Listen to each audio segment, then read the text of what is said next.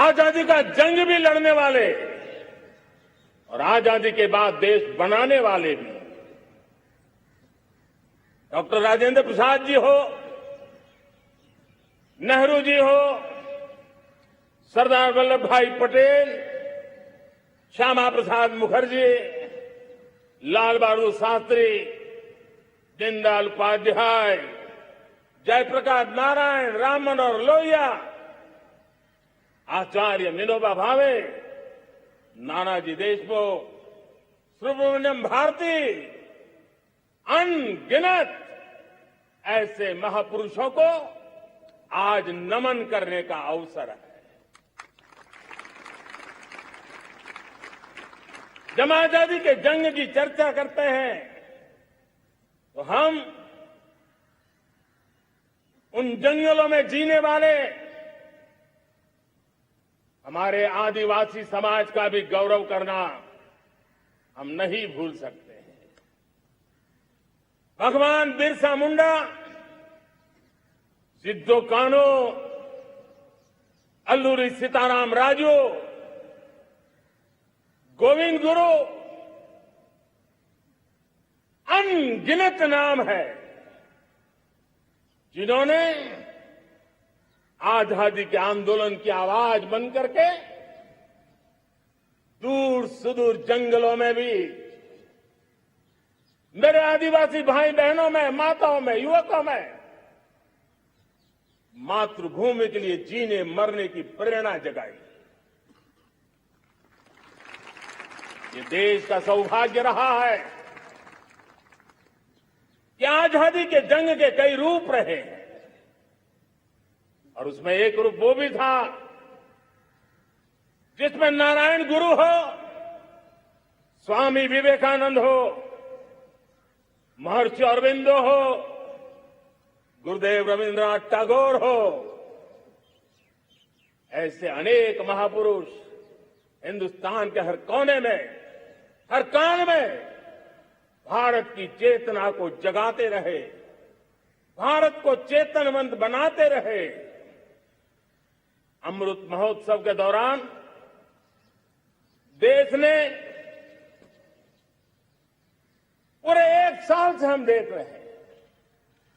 2021 में दांडी यात्रा से प्रारंभ हुआ, स्मृति दिवस को संवरते हुए हिंदुस्तान के हर जिले में, हर कोने में देशवासियों ने आजादी के अमृत महोत्सव के लक्षावधि कार्यक्रम किए। शायद इतिहास में इतना विशाल, व्यापक, लंबा एक ही मकसद का उत्सव मनाया गया हो,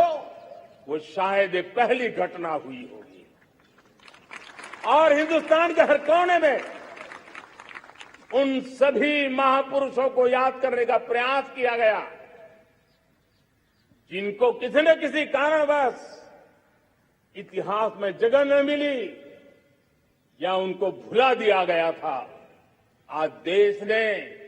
खोज खोज करके हर कोने में ऐसे वीरों को, महापुरुषों को, त्यागियों को, बलिदानियों को, सत्याग्रहियों को याद किया, नमन किया। अमृत महोत्सव के दरमियान इन सभी महापुरुषों को नमन करने का अवसर रहा। कल 14 अगस्त को भारत ने विभाजन विभीषिका स्मृति दिवस भी बड़े भारी मन से हृदय के गहरे गांवों को याद करते हुए उन कोटि कोटि जनों ने बहुत कुछ सहन किया था, तिरंगे की शान के लिए सहन किया था, मातृभूमि की मिट्टी से मोहब्बत के कारण सहन किया था और धैर्य नहीं खोया था।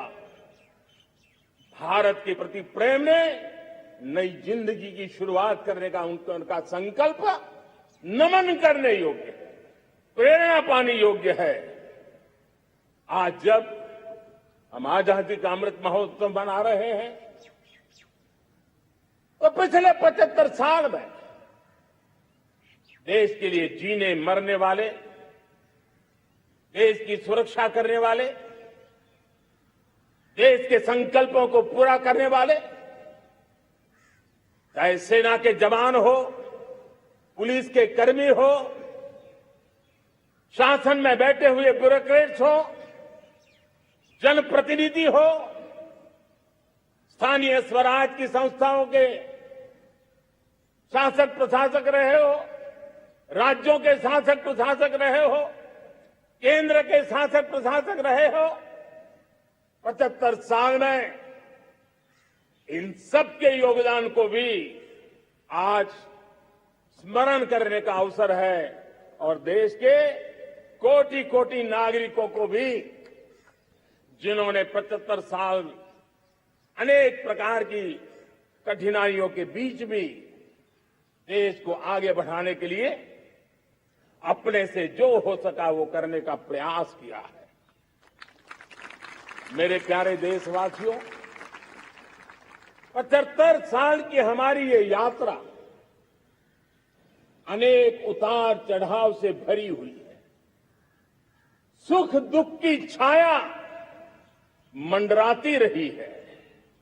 और इसके बीच भी हमारे देशवासियों ने उपलब्धियां की है, पुरुषार्थ किया है, हार नहीं मानी है, संकल्पों को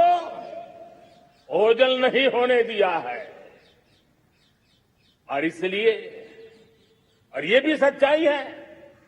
कि सैकड़ों सालों के गुलामी के कालखंड ने भारत के मन को, भारत के मानवीय की भावनाओं को गहरे घाव किए थे, गहरी चोटें पहुंचाई थी, लेकिन उसके भीतर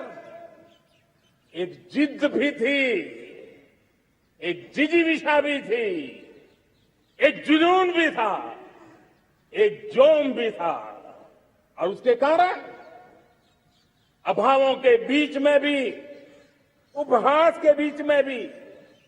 और जब आजादी का जंग अंतिम चरण में था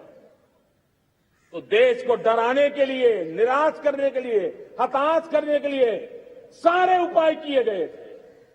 अगर आजादी आई, अंग्रेज चले जाएंगे तो देश टूट जाएगा, बिखर जाएंगे, लोग अंदर अंदर लड़ करके मर जाएंगे, कुछ नहीं बचेगा, अंधकार युग में भारत चला जाएगा। न जाने क्या क्या आशंकाएं व्यक्त की गई थी,